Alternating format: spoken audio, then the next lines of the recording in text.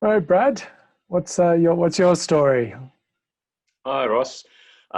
Story. Well, as you can see by the grey hair, the story starts probably a long time ago, but I'll skip forward. I was in a whole bunch of funk bands for a while, so if anyone needs a damn good funk guitarist, call me. Um, my friend was also in the band, and he said, "Brad, you should get into programming." And I said, "Sounds really bloody boring. Go away." I got into programming. Came back to Australia at that point. This was, I should say, the mid '80s, mid to late '80s. Learned all sorts of weird stuff like RPG and COBOL. Got a job doing that stuff.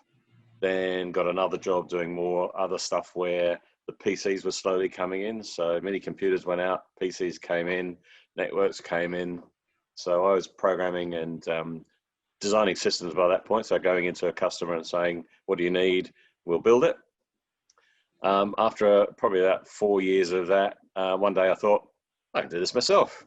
That's called an entrepreneurial seizure, I think. How hard can that be?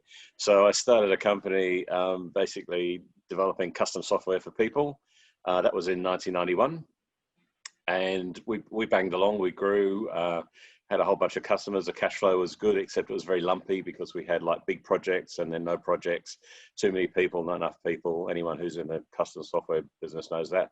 So we were looking for a product, and one of our customers said, "Look, we've got all these problems with our Amex cards. Can you help us?" And we thought, "Oh, that sounds really boring," but yeah, okay. And fast forward, I suppose, is we dumped all of our project work and we pivoted. It wasn't called pivoting back then, but that's what we did, to focus purely on expense management. Um, the company's called Expense 8, if anyone's interested, still going. I sold that in 2014. And basically from that point on, I've been working with a whole bunch of early stage startups, really. So with the University of Sydney, they have a thing called Incubate, which is one of the accelerators there. Just started off doing some stuff with the University of New South Wales as well. And I've got a sort of a trailing retinue of startups and scale ups at various stages. So that's sort of what I'm doing. What are your current ventures? Well, those current ventures basically is it. So I've got a sort of a gig with University of Sydney. They have a thing called Proto X, which is their pre-incubator, I suppose. So you've got an idea, you think it may have some legs, so it's a sort of fast track to sort of push you through I suppose, the lean canvas methodology and come out at the other end, either thinking, no, it was a real crap idea, or you've pivoted, or you're ready to go to a proper accelerator. And similar stuff with the University of New South Wales as well. So just mentoring basically. And yeah, just having fun, not traveling, unfortunately, which is what I would be sort of thinking about my trip to Spain at this point of the year, but no.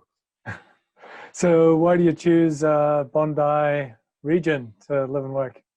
Yeah, that's a good question because when I came back here in the '80s, like I said, so I ended up in Manly because my mum was there, and then anyone who's living with their mum in their 30s is like, got to get out of here. I ended up in Erskineville, or Dogshit City, as as I used to call it, and then met my now wife, and she said, I am not living in the inner city. You are moving to the eastern suburbs as soon as this lease goes. So we ended up in Bondi, because of her, actually. But now I wouldn't live anywhere else, basically. We've got a house here. I love the sort of the cosmopolitanness of it. I like the fact that it still hasn't been gentrified to hell like a lot of other places have been. I like the fact that it's got some dingy back streets still and some little, I think one of the very first wine bars, actually. The odd glass of red wine. So that, I think it's a small shop and wine bar sort of hiding up in a back street behind Bondi. And obviously the beach is good. Yeah, so it's just a really cool, vibey place. And so what do you think we need to do to drive innovation and entrepreneurship to be even more in eastern suburbs? Yeah, well, that's the $1 million question, isn't it? So my thinking is, this community has got a whole bunch of people, and hopefully we'll grow a whole bunch of people. I'm when I'm talking to early stage startups, often their ideas are real crap. It's especially if they're from universities. It's like, you know, how can we make university food better for students? And my thing is like, look for problems, problem hunting, become problem hunters, talk to people. What do you do for a living? What's the boringest, most boring thing in your job? How'd your job work? Why do you do that? That sort of stuff. So I'm basically on the lookout for that sort of thing in Bondi. And I suppose what I'm trying to find, I'm actually having a meeting, thank you, Ross, for organising it, with some people from the council.